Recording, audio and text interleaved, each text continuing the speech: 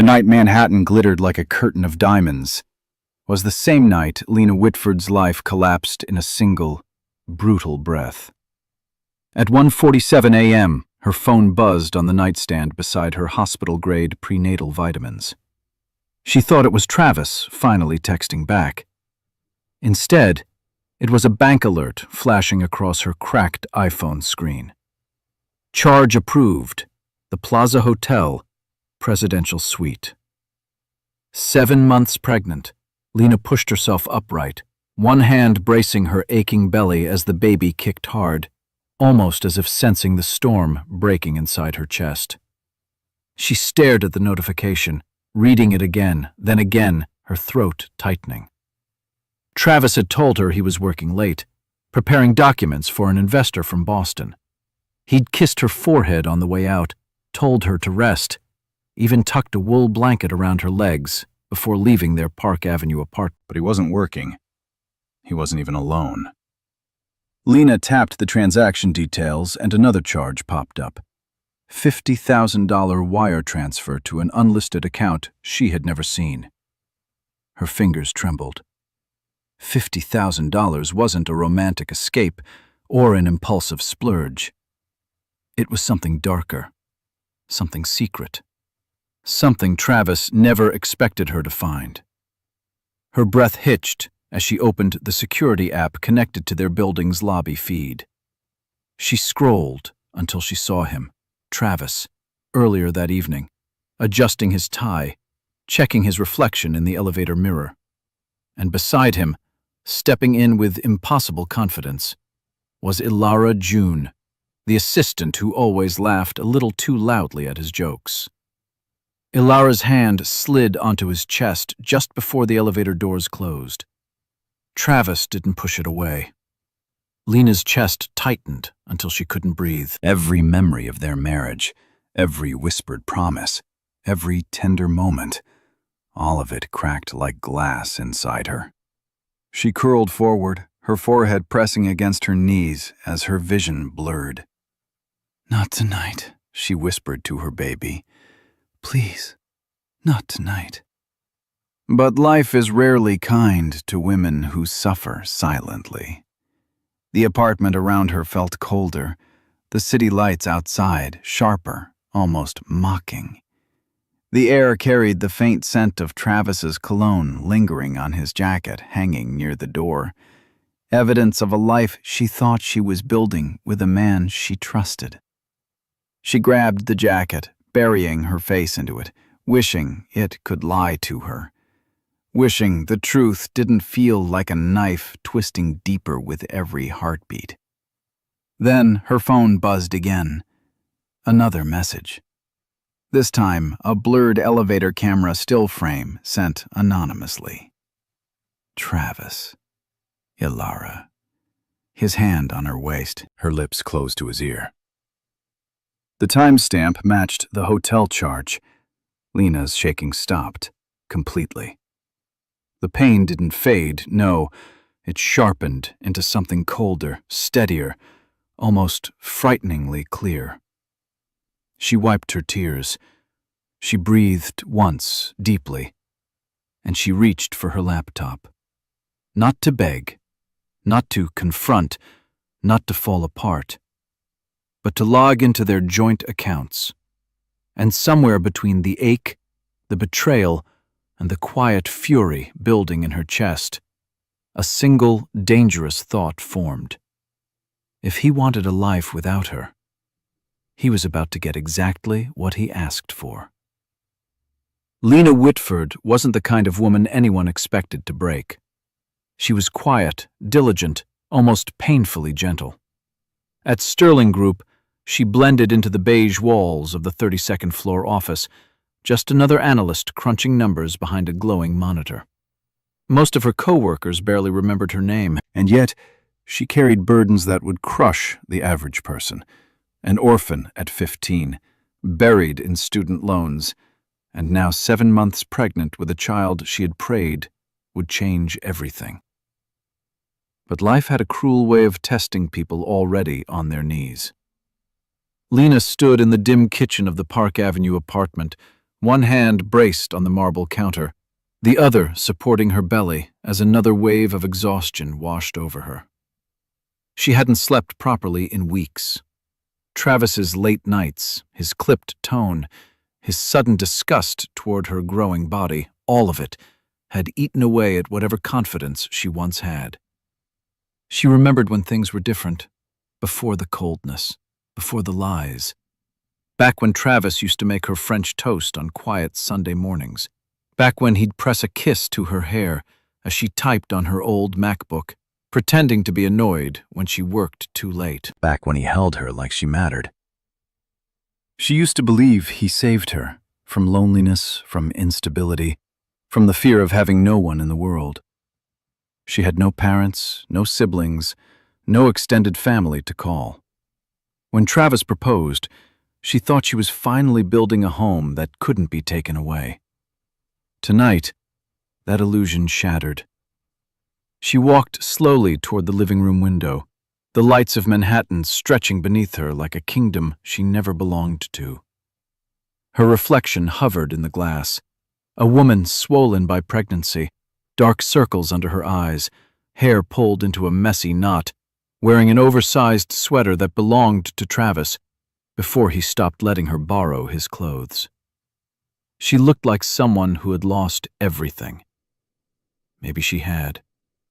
A tear slipped down her cheek, but she quickly wiped it away. Not because she wasn't hurting, she was breaking, but because she refused to cry loud enough for anyone to hear. She'd spent her whole life surviving quietly, but betrayal changes a woman. Motherhood changes her even more. And betrayal during motherhood? That creates something fierce. She pressed her hand to her stomach. "I'm here," she whispered to the small life inside her. "Even if no one is here for me, I'm here." In that moment, fragile, trembling, alone, Lena had no idea she was standing at the beginning of the most powerful transformation of her life. The elevator footage wasn't supposed to exist. Security cameras in luxury buildings often looped or blurred, protecting the privacy of residents who paid more for secrecy than square footage. But fate, cruel, sharp-edged fate, had decided to show Lena everything she was never meant to see. It started with a single anonymous message, a simple link, no text, no explanation. At first, Lena hesitated, her thumb hovering above the screen. Trolls, spam, wrong number, anything would have been easier than the truth buried behind that link. But something in her chest pushed her forward, a whisper, a warning. She tapped it. A video popped open, grainy, dim. The elevator of their Park Avenue building. Timestamp, 10:42 p.m. Just 2 hours before Travis claimed he was still in the office. The doors slid open and there he was, her husband, laughing in a way she hadn't heard in months. His shoulders relaxed, his tie loosened, his charm effortless. But he wasn't alone. Ilara June stepped inside with him, her hand sliding delicately up his arm, her red lips curved in a way that twisted Lena's stomach. Travis didn't flinch, didn't pull away, didn't even glance around to check for cameras. He wanted it. He enjoyed it. He let it happen. The elevator doors closed, leaving the two of them inside a mirrored box that seemed far too small for the kind of betrayal happening in it. The camera caught everything. Travis leaning in to whisper something into Ilara's ear, Ilara giggling with her fingers brushing his jaw. And finally, the moment that shattered Lena's last sliver of denial. Travis placing his hand firmly, possessively, on Ilara's waist. The man who wouldn't touch his pregnant wife anymore. The man who recoiled when Lena tried to kiss him last week. The man who claimed stress, exhaustion, pressure. He wasn't exhausted. He was lying. Lena felt her knees weaken. She sank onto the couch, one hand gripping the edge, the other clutching her belly as her baby shifted restlessly, as if even the unborn child sensed the heartbreak flooding through her. Her breath came out in short, ragged bursts. Her ears rang. Tears blurred the screen, but the image burned itself into her memory so violently, she knew she'd never unsee it. "No," she whispered. "No, no, no." But the truth didn't soften just because she wasn't ready for it. And then another message arrived. This one contained a close-up frame. Ilara kissing Travis's neck, and his hand lifting her face toward his. Lena's trembling stopped again. The world didn't end in explosions. Sometimes it ended in pixels. Before betrayal carved her life in two, Lena Whitford used to believe she was living inside a small, fragile miracle. It hadn't been perfect, but it had been theirs. The little routines, the whispered promises, the quiet dreams, they were pieces she clung to because they made her feel like she finally belonged somewhere in the world. Just 6 months earlier, mornings in their Park Avenue apartment were warm, almost tender. Travis would brew coffee in the stainless steel machine he insisted on buying from a boutique in Soho. The scent would drift down the hallway, mixing with the soft hum of the city waking outside. Lena would appear with her hair still damp from the shower, wearing one of Travis's oversized shirts, back when he still let her steal them, while he read stock updates on his MacBook Pro. He used to smile at her then, touch her lightly on the back, ask about her day. But pregnancy changed things. Or maybe it only revealed them. At first, it was subtle. Travis working later, missing dinner, taking calls in the bedroom with the door closed. Then came the excuses. "You're too emotional. I'm under pressure. We'll talk later." His voice grew sharper, colder, like she was suddenly an inconvenience he couldn't afford. Still, Lena tried. She tried so hard. She decorated the nursery alone, painting soft sage-green walls slowly, carefully, one Sunday at a time. She folded tiny onesies she bought on sale, imagining Travis holding their child for the first time. Every kick she felt made her heart open wider, fuller, even though Travis barely touched her stomach anymore. 2 weeks before the night at the plaza, she'd surprised him at the office with lunch. A simple gesture, something she used to do often. He looked irritated, embarrassed, like she wasn't his wife, just a problem arriving at the wrong moment. When they got home that night, he didn't even ask why her eyes were red. Instead, he commented on how messy the living room looked. A blanket draped over the sofa, an empty tea mug on the table, signs of a pregnant woman simply trying to make it through her day. Lena apologized. She apologized for everything. Her exhaustion, her cravings, her anxiety, her body changing faster than she could understand. And every apology carved another quiet wound inside her. Looking back now, watching the elevator footage replay in her mind like a cruel movie, she finally saw it. The marriage hadn't broken overnight. It had been cracking for months. She just kept trying to glue it back together alone. Cruelty doesn't always arrive as shouting or slammed doors.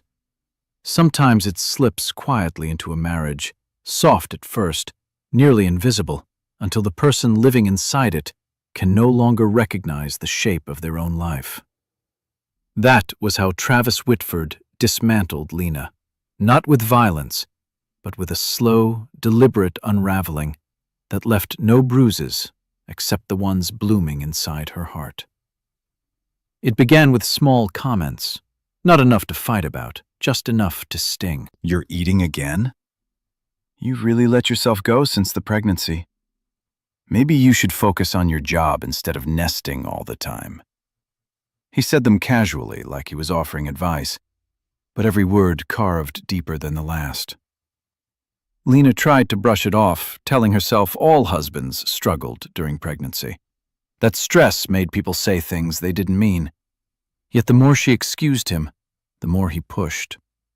He stopped coming to doctor's appointments, stopped asking if she'd slept, stopped touching her entirely. One night, as Lena packed a small hospital bag, just in case, she whispered to herself, Travis walked past without looking up from his phone. He didn't ask what she was doing, didn't ask if she was worried, didn't even acknowledge the quiet fear trembling inside her. Instead, he muttered, "You're overreacting." Women have babies every day. But the cruelty sharpened when it shifted from emotional to financial. Lena discovered her credit card declined one afternoon while trying to buy prenatal vitamins at CVS. Confused, she checked her account, only to see that Travis had quietly reduced her spending limit to practically nothing. When she confronted him, he shrugged. "I can't have you impulse buying baby stuff. We need structure." Structure, a word he used the way a surgeon used a scalpel. He took her car keys next, claiming she was too pregnant to drive safely. She felt embarrassed arguing with him, so she let it go. Then he kept the car at the office overnight, then for 3 nights, then for a week. By the time she realized it, she wasn't leaving the apartment unless he allowed it.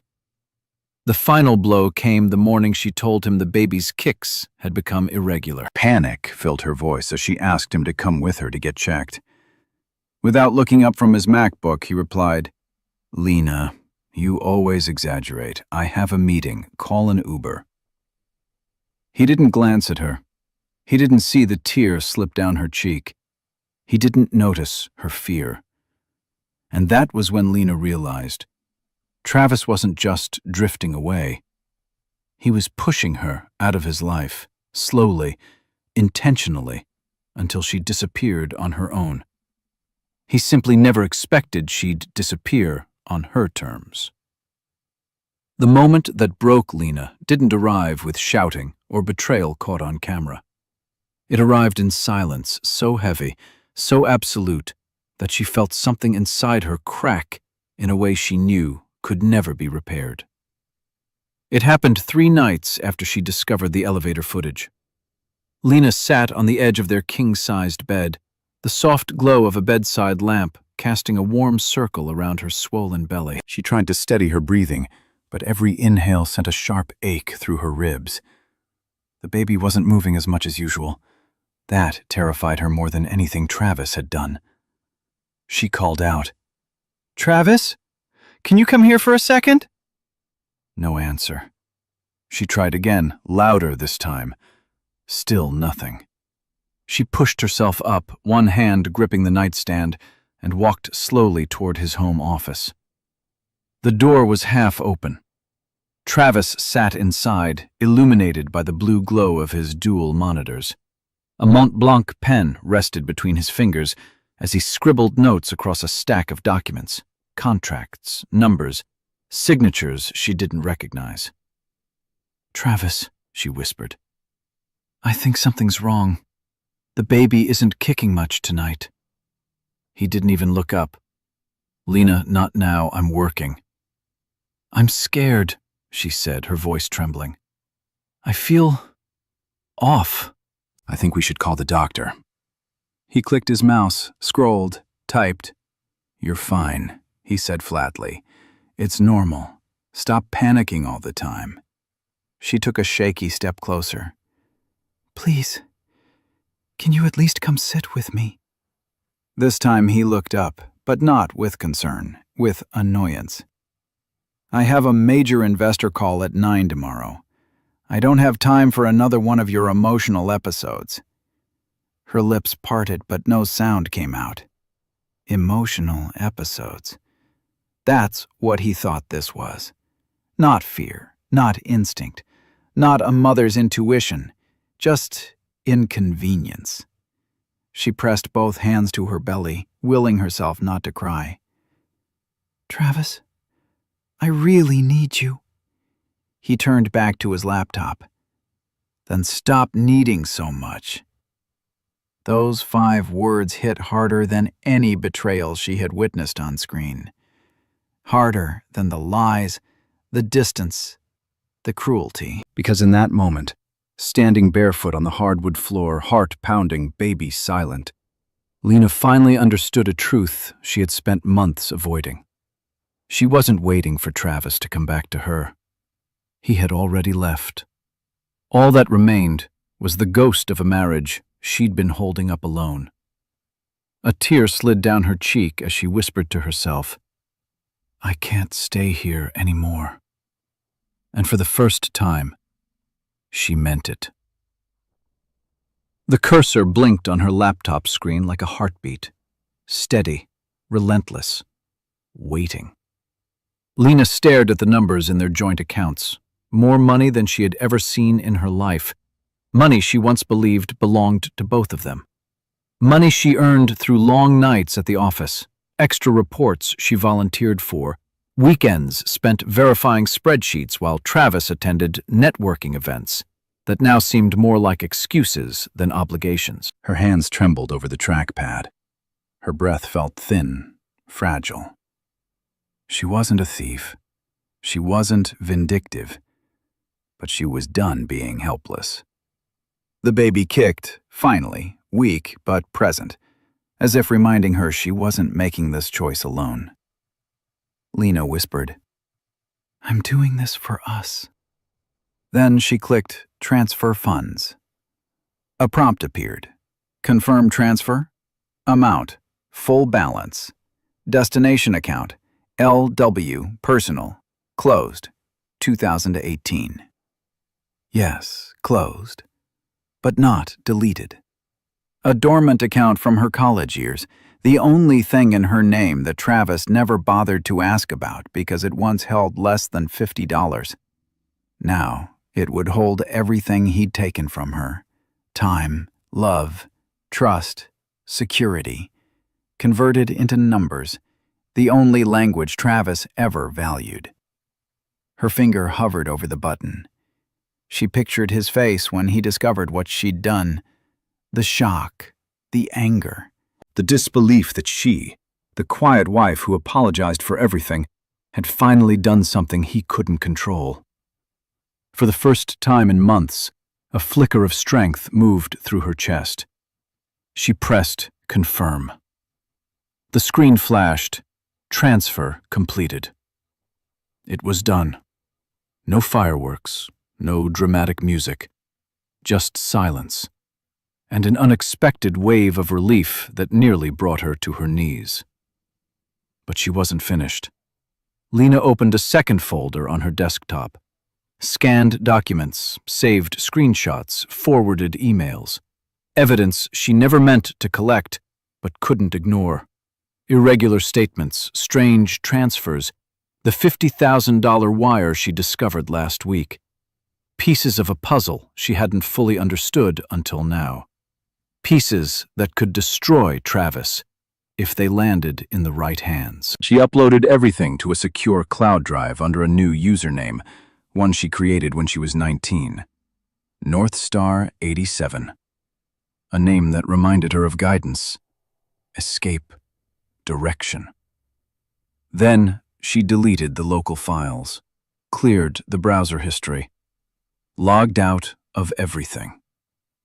Her heart thudded against her ribs as she reached for the duffel bag she'd packed earlier, clothes, documents, prenatal vitamins.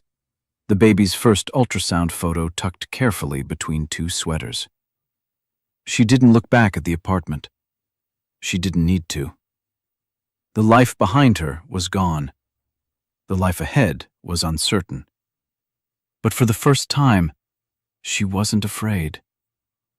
Lena turned off the lights, placed her hand on her belly, and whispered, "We're leaving tonight." The hallway outside their apartment felt colder than it ever had before. Maybe it was the draft.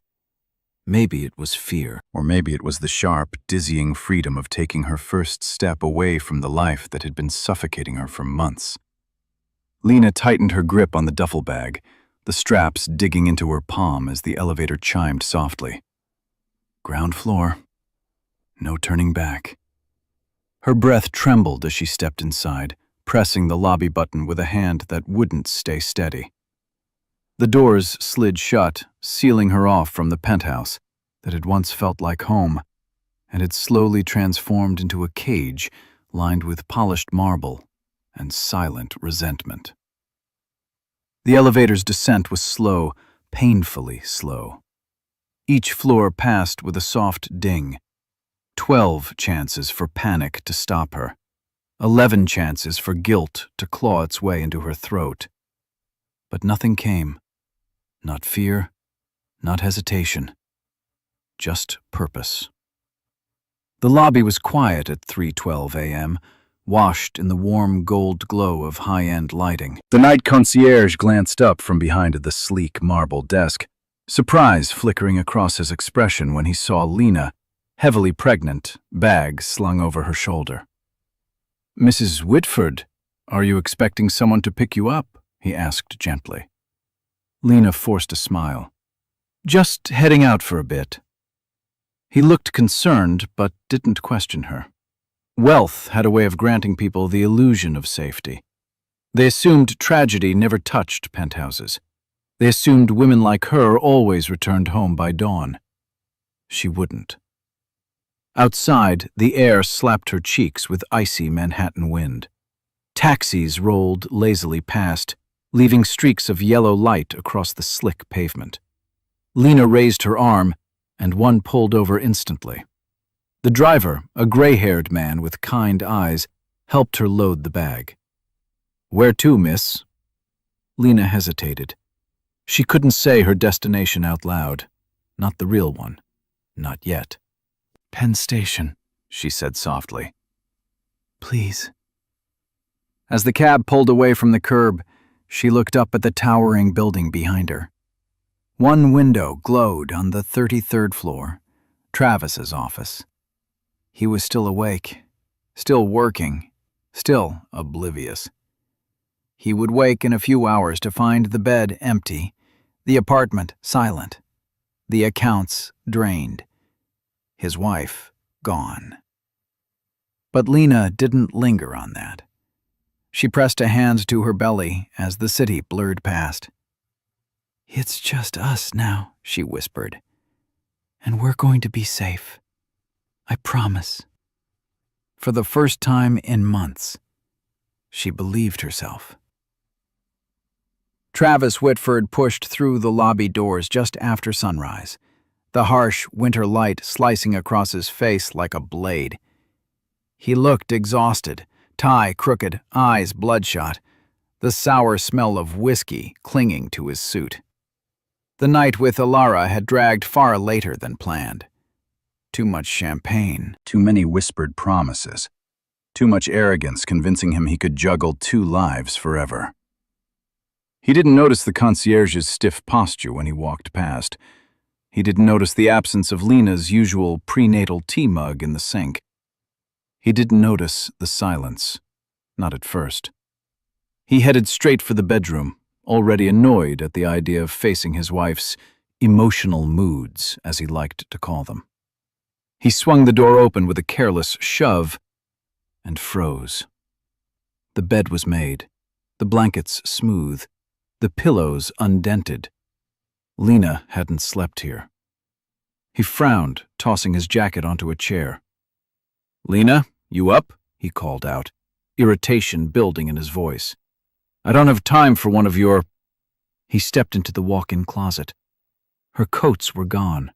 Her maternity backpack was gone. Her shoes, every pair except a worn pair of sneakers, were gone. A tiny ripple of unease nudged his chest. He marched to the kitchen. No breakfast containers, no vitamins on the counter. No trace of the woman who always tried to make mornings gentle no matter how cruel the night before had been. "Lena," he snapped, louder now. "This isn't funny." Still nothing. He grabbed his phone, intending to track her location, but it buzzed before he could open it. A notification from the bank. Alert. Joint account balance, $0. Alert. Transfer completed.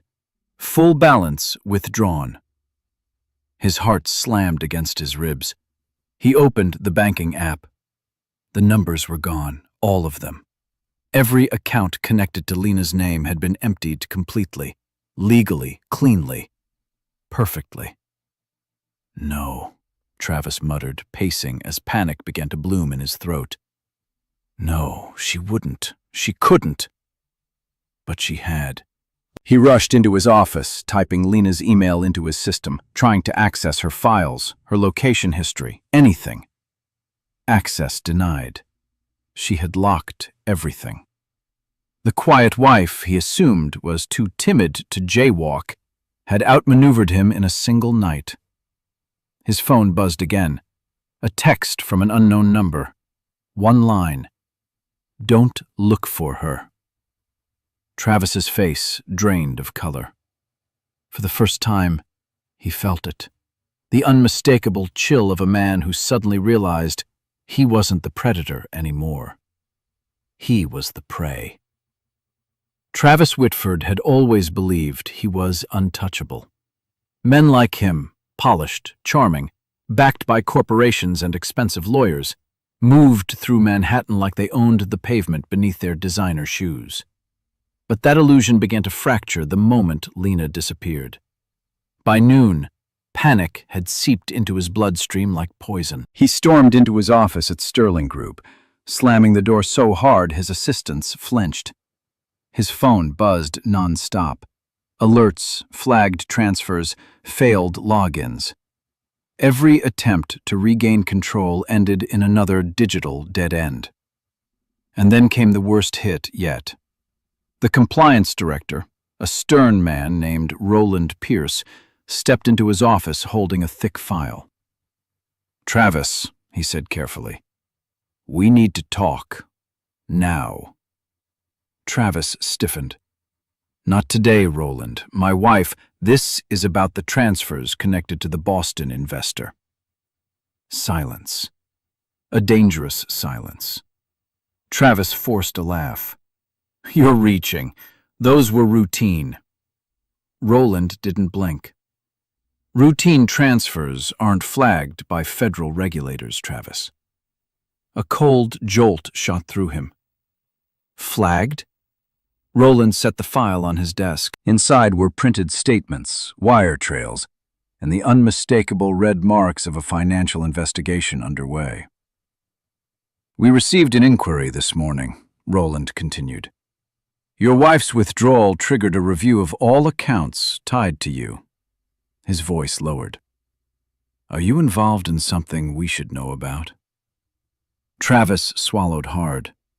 He had spent months hiding his role in funneling money for a foreign investor whose background he should have vetted but didn't, because they paid too well, too fast, and asked zero questions. He thought he could bury the paper trail. He thought Lena's name on several accounts would make everything look clean. He never imagined she'd walk away and take the smoke screen with her. He shut the file so abruptly it echoed. "I'll handle it."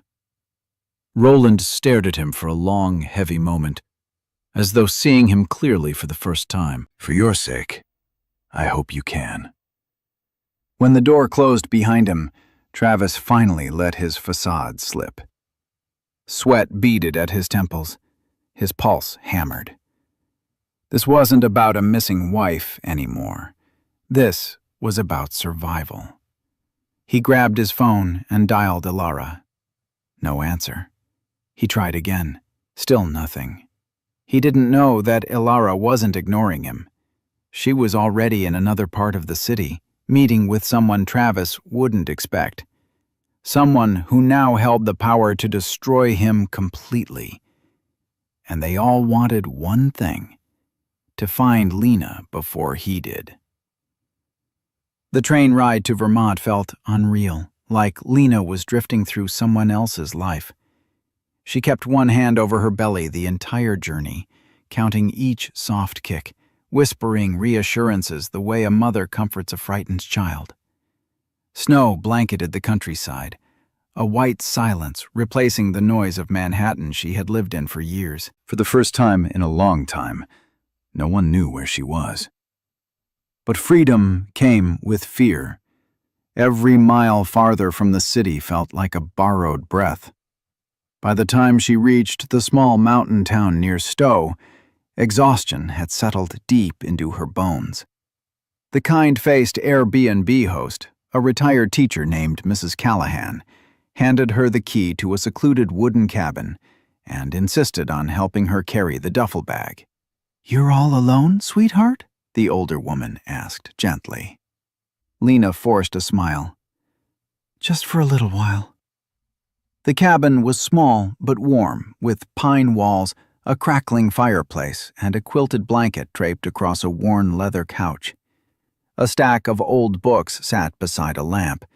Novels, travel guides, a copy of Women Who Run with the Wolves. She brushed her hand along the cover, feeling the weight of the metaphor. She could breathe here. She hoped she could. But by nightfall, the first wave of dizziness hit. Then a sharp pain. Then a terrifying stillness in her belly. "No, please, not now," Lena whispered, gripping the edge of the kitchen counter as her knees buckled. She tried to steady her breathing, tried to stay upright, but her vision blurred at the edges. The stress of the past days was catching up to her. Her body was giving out. She reached for her phone, only 4% battery. No signal, of course. She tried to move toward the door, but the room spun violently. The world tilted. Her legs gave way. Her last conscious thought was of her baby. "Hold on," she whispered.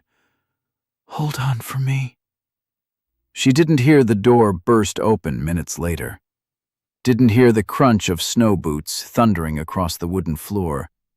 Didn't hear the voice calling her name in a panic she had never known from any man before. "Lena! Lena, can you hear me?" Dr. Dalton Grayson knelt beside her, gathering her limp body into his arms with a mixture of terror and urgency. "I've got you," he said, lifting her gently. "You're not alone. Not anymore." The world went dark, but Lena was finally safe. Lena woke to the faint beeping of medical monitors and the sterile scent of antiseptic, a smell she associated with fear ever since her early doctor visits. Her eyelids felt heavy, as if the world were wrapped in fog. When she finally pried them open, she saw a dim hospital room, snow quietly falling outside the window, and a man sitting in a chair beside her bed, shoulders tense, eyes fixed on her with an intensity that didn't match the calmness of his suit. "Lena," he breathed, rising instantly. "You're awake." Her heart stumbled. "Dalton?" Dr. Dalton Grayson, her former boss, the one man who ever believed she deserved better, stood at her bedside like someone who had been holding his breath for hours. In truth, he had. He hadn't slept since receiving the emergency alert tied to the encrypted email Lena set up long ago. A safety net she never expected to use. A safety net he always hoped she would. "What? How did you find me?" she whispered, her voice weak. Dalton exhaled heavily. "You sent me a message, Lena, months ago. You wrote, 'If something ever happens, this is where the truth is.' I promised myself I would never ignore it." Her gaze flicked toward the small table where her duffel bag sat. Everything she had left in the world was zipped inside that single worn canvas pouch. "The baby?" she whispered. He softened immediately. "Stable. You were dehydrated, exhausted, and your blood pressure dropped dangerously low, but you got help in time." He paused, eyes darkening. "Barely."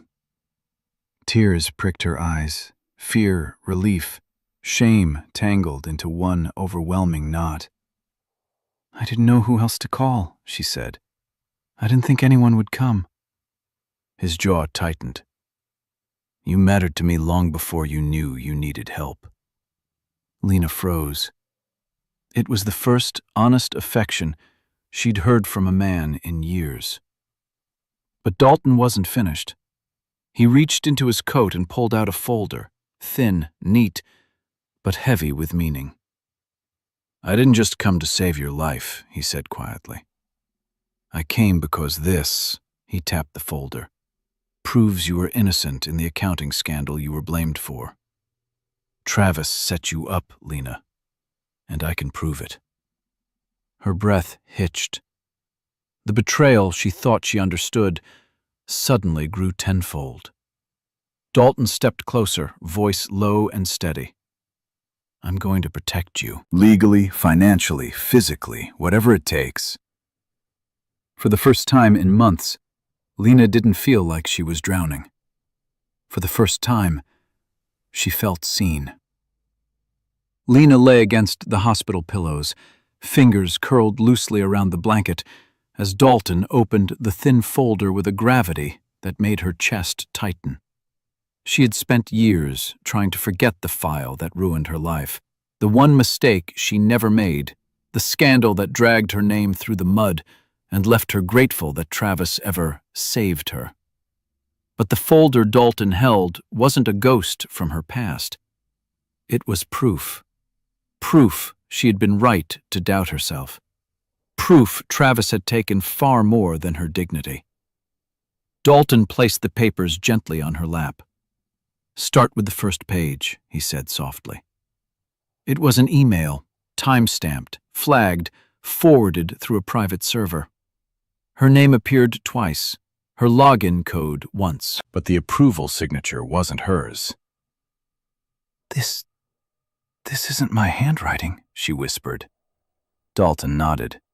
Because it isn't yours. Travis forged your digital signature. He timed it perfectly, waited until you were on medical leave with flu complications, then used your credentials to authorize a transfer that should have triggered an investigation. Lena felt cold, a deep, sickening cold. You lost your job, Dalton continued, because Travis needed someone to blame, someone quiet, someone who wouldn't fight back. She closed her eyes, bile rising in her throat. For years, she believed she had messed up, that she was the weak link. She apologized endlessly, doubted herself every day, let Travis speak over her, shape her, shrink her. He told me I was careless, she whispered. That it was my fault the firm took a loss. Dalton's jaw clenched, anger flickering through his otherwise composed expression. He needed you indebted to him, dependent, grateful. Men like Travis don't love, they recruit. The words hit harder than truth should. And the worst part, Dalton added, lowering his voice, is that the same investors he worked with then are tied to him now. The $50,000 transfer you discovered, it links directly back to the original laundering chain. Lena stared at him, stunned. So, he's been using my name for years? Dalton held her gaze. Yes, and by disappearing when you did, you unintentionally dismantled his entire defense. The realization washed over her like a tide, terrifying, liberating, overwhelming. She wasn't just running from Travis. She was the missing piece investigators needed. She was the variable he couldn't control. Dalton stepped closer, voice gentle. You weren't the weak one, Lena. You were the target. And now, you're the key. For the first time in her life, Lena felt the weight of her story shift, away from shame and toward justice. While Lena recovered in a quiet corner of Vermont, Manhattan churned with the kind of chaos Travis Whitford never believed could touch him. The disappearance of his wife had shaken him, but the financial inquiry now circling Sterling Group tightened around his neck like a noose. But nothing unsettled him more then Ilara June's silence. She wasn't answering his calls, not his texts, not even his encrypted messages. By late afternoon, paranoia gnawed at him, sharp and relentless. He stormed out of his office, brushing past startled interns and heading straight for the private elevator. If Ilara thought she could ghost him now, when everything was falling apart, she was mistaken. He reached her apartment on the Upper East Side and pounded on the door. "Ilara, open up!" No response. He pounded again. "We need to talk!" Still nothing. Just as he pulled out his phone to call building security, the door across the hallway creaked open. A middle-aged neighbor holding a bag of groceries eyed him with thinly veiled disdain. "If you're looking for Miss June," she said, "she moved out this morning, packed everything and left in a hurry." Travis froze. "Moved out? Where?" The woman shrugged. "She had a car waiting, black SUV, out-of-state plates." His mind raced. Ilara wasn't the type to run. She was the type to cling, to scheme, to manipulate, but not disappear. Unless... His phone buzzed. A new message. Unknown number. One attachment. He opened it. A recording. Ilara's voice filled the hallway. Sweet, cold, unmistakably deliberate. "Travis, darling, you really thought I'd risk everything for you. I kept every recording, every confession, every detail about your little side business. Consider this insurance. If I go down, you go first." The recording ended. Travis felt the blood drain from his face. She had recorded him. Not just the affair, not just the lies, but the illegal transfers, the real secret he'd buried for years. He stumbled back, gripping the wall for balance. His heart hammered so loudly he barely heard the neighbor's door close. Another message came in. A second attachment. This one from a federal domain. "Mr. Whitford, we request your presence regarding an urgent financial investigation. Failure to respond will result in formal action." The walls around him were closing in, and Ilara had thrown the first stone. He thought he controlled her. He thought Lena was the weak one. He thought he held all the power. But now, both women had slipped beyond his reach, and the consequences were only beginning. Snow drifted against the windows of the private recovery suite Dalton had arranged, soft flakes catching in the evening light. Lena sat propped against crisp white pillows, wearing a loose sweater Dalton had brought her, comfortable, warm, nothing like the restrictive luxury Travis used to insist she wear. For the first time in months, she felt her lungs fill fully. She felt room. Room to breathe, room to think, room to exist without fear. Dalton entered quietly, carrying 2 cups of herbal tea. His coat was dusted with snow, his expression softened by something Lena couldn't name yet. Concern, perhaps, or something deeper he was too respectful to show. "You look better today," he said gently as he handed her a cup. Lena nodded. "Because of you." He shook his head. "Because you chose to survive." The words hit her harder than expected. She'd spent so long trapped in the narrative Travis wrote for her that she was weak, emotional, unsteady, that she never realized how much strength it took simply to keep going. Dalton sat beside her bed but didn't crowd her. He waited. He let her speak, something Travis never did. "Everything I thought I knew," Lena whispered, staring at the rising steam from her tea. "It wasn't real. Travis didn't love me. He loved controlling me. And I let him because I thought that's what marriage was supposed to look like." Dalton's voice dropped. "That wasn't love. That was ownership." "Then why didn't I see it?" Her voice cracked. "Why did everyone else see it before I did?" Because hopeful people don't look for monsters, Dalton replied softly. But once you see one clearly, you never go back. The truth settled between them, heavy, painful, freeing. Lena wiped her eyes. What happens next? Dalton reached into his briefcase and placed a passport, prepaid phone, and several legal documents on the bedside table. What happens next, he said, is whatever you decide. But you're not running anymore. Not from Travis, not from your past, and certainly not from your own life. Her breath trembled. That word, your, felt like a spark inside her ribs. He continued, Investigators want to speak with you. You're the one person who can unravel everything. And when you're ready, I'll be beside you. Lena looked at him then, really looked. At the steadiness, the quiet certainty, the kind of safety she'd never known. For the first time since her world shattered, she saw a version of herself standing again, not hiding, not apologizing, not breaking, rising. The boardroom on the 42nd floor of Sterling Group was designed to intimidate. Floor-to-ceiling windows overlooking Park Avenue, a glossy mahogany table long enough to seat 20 executives, and a skyline sharp enough to cut through any illusion of power.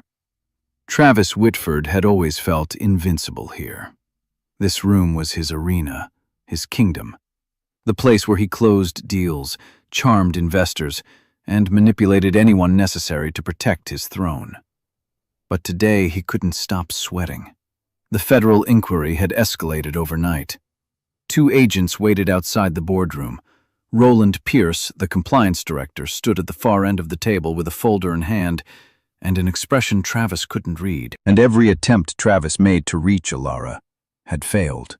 Her number disconnected, her apartment empty, her silence louder than any confession. Then the door opened. Travis straightened, expecting more agents. Instead, Lena walked in. Not the trembling, apologetic wife he once dismissed, not the fragile woman he believed would break without him, but a version of her he had never seen before, steady, composed, dressed simply but elegantly, her posture straight despite the weight of her near-term pregnancy. And she wasn't alone. Dalton Grayson entered beside her, projecting a calm authority that made even senior board members glance away. His presence wasn't loud. It didn't need to be. Dalton was the kind of man whose silence carried more power than Travis's shouting ever could. Travis's jaw clenched. Lena, what are you doing here? Lena's gaze didn't flinch. Finishing what you started. A murmur rippled across the room. Dalton placed a thick folder on the table. This contains evidence of forged signatures, unauthorized transfers, and laundering activities facilitated by Mr. Whitford under the guise of joint marital accounts he accessed without his wife's consent. Travis scoffed, but his voice shook. This is ridiculous. She's unstable. She ran away. She ran, Dalton cut in calmly, because you made staying dangerous. Roland opened the folder, scanning the documents. His expression hardened with each page. Travis, these signatures. This is your handwriting. Travis's mask cracked. No. Lena did this. She's lying. But Lena stepped forward, her voice soft yet unbreakable. I spent years believing I was the problem, that I ruined everything, that I needed you to survive. Her eyes glistened, not with weakness, but with truth finally spoken aloud. But you didn't marry me to love me. You married me to use me. The air stilled. No one moved. Then Roland spoke the words Travis feared most. Mr. Whitford, federal agents are waiting outside. Travis's face drained of color. Lena held his gaze, not with hate, but with closure. For the first time, he understood he had lost. The moment the boardroom doors opened and 2 federal agents stepped inside, Travis Whitford finally understood what true fear felt like. Not the fear of losing a deal or a bonus or even his reputation. He'd always believed he could rebuild those. No, this was deeper, primal, the kind that grips a man by the throat when he realizes the ground beneath him has vanished. Mr. Whitford, one agent said, badge glinting under the fluorescent lights. You're coming with us. Travis stumbled backward. You don't understand. I'm being framed. My wife, she's unstable. She ran away. Lena didn't move, didn't blink, didn't shrink the way she once did under his voice. She simply watched, one hand on her belly, her expression steady, almost heartbreakingly calm. This isn't happening, Travis muttered, grabbing the back of a chair for balance as the agents approached.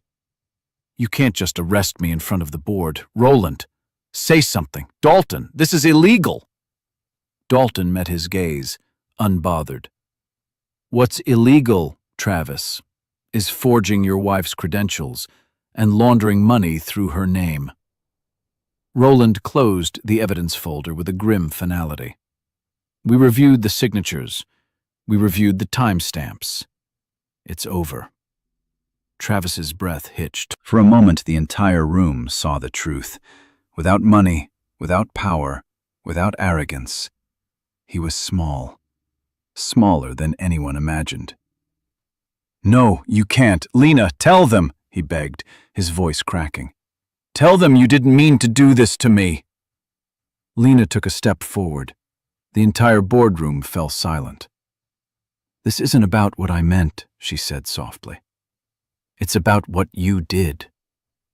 Something inside Travis shattered. The agents pulled his wrists behind his back. The clink of handcuffs echoed through the boardroom, sharp, metallic, final. The same sound Lena once heard in nightmares she never understood until now. As they escorted him toward the door, Travis jerked his head toward her one last time. You won't survive this without me, he spat. You're nothing without. But he never finished the sentence, because Lena, quiet, gentle, once broken, looked him in the eyes and said the words he never believed she'd speak. I survived you. That was the hardest part. The door shut behind him. Silence swept the room. A chapter closed. And somewhere deep inside her chest, Lena felt the first true breath of freedom. The courthouse steps were still cold beneath Lena's feet when the first contraction hit. Sharp, deep, a pressure that stole her breath and bent her forward before she could stop herself. Dalton caught her instantly, his hand steady at her back. Lena, talk to me. How far apart are they? She tried to answer, but another contraction surged, rolling through her body like a wave she couldn't outrun. Her fingers tightened around his sleeve. Dalton, something's happening. It's early. Too early. His expression didn't waver, calm, controlled, exactly what she needed. I've got you. Hold on. He guided her toward the waiting SUV, helping her inside, wrapping a blanket around her shoulders as she trembled. Snow flurries drifted past the windshield like white sparks. The city outside felt strangely quiet, as if the world itself had paused for this moment. Deep breaths, Dalton said, as he slid into the driver's seat. You're safe. I'm right here. Lena focused on his voice, the only anchor she had as fear threaded through her chest. Not fear of pain, not fear of the baby. Fear of doing this alone. She squeezed her eyes shut. Dalton, what if I'm not ready? You are, he replied, without hesitation. You've survived worse than this. You've fought your way out of hell, Lena. Bringing a life into the world? That's strength. His faith in her felt like a warm hand on her heart. By the time they reached the hospital, nurses were already waiting, alerted by Dalton during the drive. They settled Lena into a delivery room, hooked monitors to her belly, and moved with practiced urgency. Dalton stayed at her side, refusing to leave, even when doctors hinted that family members should step out. "I'm not going anywhere," he told them. "She's not alone." Hours blurred, pain, breaths, whispered encouragements, the rhythmic beep of fetal monitors. At one point, Lena sobbed into her hands, overwhelmed. "I can't, Dalton. I can't do this." He leaned close, brushing a tear from her cheek with a tenderness that made her chest ache.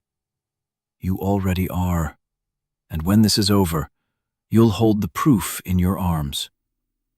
One final push, one final cry, and then the room filled with the piercing, beautiful sound of new life. A nurse laid the tiny baby boy on Lena's chest. Her breath caught, her heart broke open.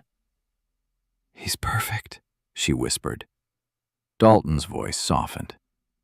"Just like his mother." And for the first time, Lena felt it fully. Not just survival.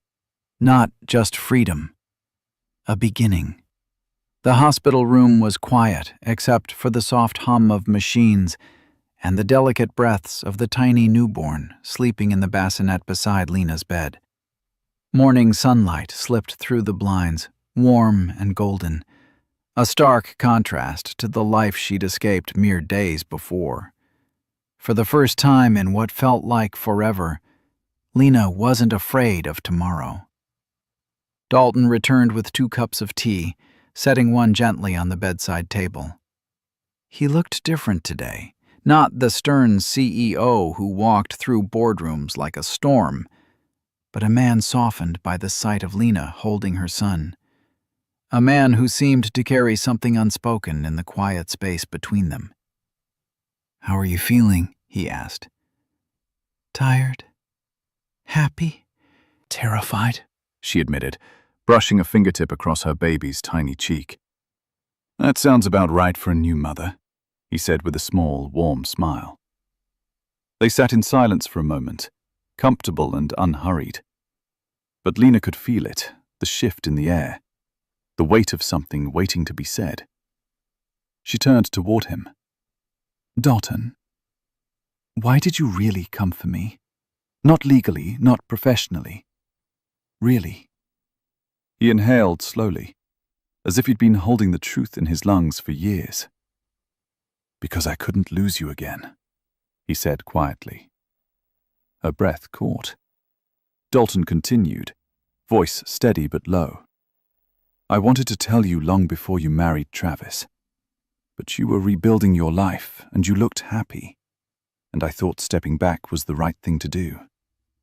His eyes met hers, sincere and unguarded. "But watching you walk away from that firm, from your future, because of something he did, that was the hardest decision I ever made. I should have fought harder." Lena felt her throat tighten, not from fear, not from pain, from recognition, a truth she hadn't let herself see before. She whispered, "Dalton, all this time, you cared?" "I never stopped," he answered. The room felt impossibly still, no buzzing monitors, no hospital chatter, just the sound of 2 hearts learning a new rhythm. Lena glanced at her son, then back at Dalton. "I don't know what comes next," she said honestly. "I'm still learning how to trust, how to breathe again." Dalton leaned forward, his hand resting gently on the bed beside hers. Not touching, not rushing.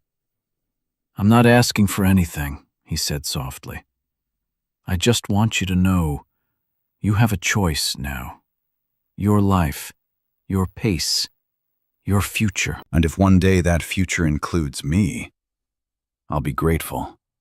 If not, I'll still protect you both. Lena felt something shift again. Not shock, not fear, but the first bloom of hope. For the first time, love didn't feel like a cage. It felt like possibility. Spring arrived softly in Vermont, melting the last of the winter snow and replacing silence with birdsong. 3 months had passed since Lena gave birth. 3 months since the world she'd built on broken promises finally collapsed, only to be rebuilt on something steadier, something real. Today, she stood outside a small courthouse overlooking the mountains, her son tucked safely against her chest in a soft gray blanket. Fresh air filled her lungs, crisp and gentle. For the first time in years, she didn't feel watched. She didn't feel small. She didn't feel owned. She felt free. Dalton approached from behind, suit jacket draped over one arm, tie loosened in a way that made him look less like a CEO and more like the man who had spent the past 90 days changing diapers, warming bottles, and pacing hospital hallways with her son asleep on his shoulder. "Ready?" he asked. Lena nodded. "More than I ever thought I'd be." Inside the courthouse, the final hearing went quickly. Travis's conviction was airtight. Financial crimes, fraud, forged signatures, laundering. Elara's recordings sealed the deal. His sentencing made national news. His downfall was absolute. And today, Lena's divorce became finalized. But that wasn't the only document she was signing. When the judge handed her the final set of papers, Lena felt her throat tighten. At the top, in clean printed letters, was a new name: Lena Grayson. She looked at Dalton carefully. "Are you sure about this?" "It feels so soon." His voice softened. "I didn't ask for the name to claim you. I asked so you'd never carry his again. So your son never would. And because I meant everything I said in that hospital room." Lena pressed a trembling hand to her chest. For the first time, choosing love didn't feel like surrender. It felt like reclaiming something stolen from her years ago. "I want this," she said finally. Dalton exhaled, a quiet breath of relief and joy. Outside the courthouse, sunlight spilled over them as he took her hand, not to lead, not to claim, but simply to walk beside her. Her son stirred, tiny fingers curling around hers. A family, not forced, not trapped, chosen. As they stepped into the warm light, Lena felt the chapter close behind her, not with bitterness, not with regret, but with peace. She had survived betrayal. She had survived loss. She had survived a man who tried to make her disappear. And now, she was writing a life where she would never vanish again. All right, my wonderful friends. If you're still here with me at this moment, it means something in Lena's journey touched your heart in a way that words alone can't explain. And maybe, just maybe, you saw a piece of yourself in her strength, her fear, or her way of rising again after being broken. You know, the Stoics often reminded us, you have power over your mind, not outside events. Marcus Aurelius wrote that centuries ago, yet it fits Lena's story perfectly. She couldn't change Travis. She couldn't change betrayal. But she could choose herself. And that choice changed everything. Her journey is a reminder for all of us. Healing isn't loud. It's not glamorous. Sometimes it looks like packing a bag in the middle of the night. Sometimes it looks like breathing again after years of holding your breath. Sometimes it's simply saying, I deserve better, and taking one small step toward a life that finally reflects your worth. And, my friend, if you're listening right now, you deserve better too. Better love, better peace, better days ahead. If this story touched you, even a little, do me one small favor. Like the video, share it with someone who might need the reminder, and subscribe so we can keep walking through these stories together. Because healing isn't a journey you should ever walk alone. And I'm right here with you. Just a quick note for my amazing viewers. The story you've just watched is a work of fiction, created purely for emotional reflection and entertainment. None of the characters, events, or situations are based on real individuals, real companies, or real legal cases. Everything is written with the purpose of exploring human resilience, healing, and personal transformation. If any part of the story feels familiar to your own life, that's simply because many of us experience similar emotions, not because the characters are real. Fiction allows us to learn gently, without placing blame on anyone in the real world. So please remember, this narrative is symbolic, not factual. It's here to inspire, not to accuse.